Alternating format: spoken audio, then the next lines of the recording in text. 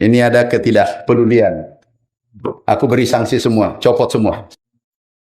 Ya, di lapangan tidak beres, di kantor tidak beres.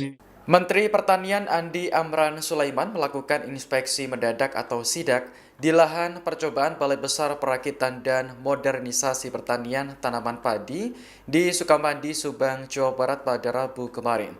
Dalam sidak tersebut, ia langsung mencopot pejabat eselon 2 dan 3 yang terbukti menyewakan lahan negara kepada pihak luar.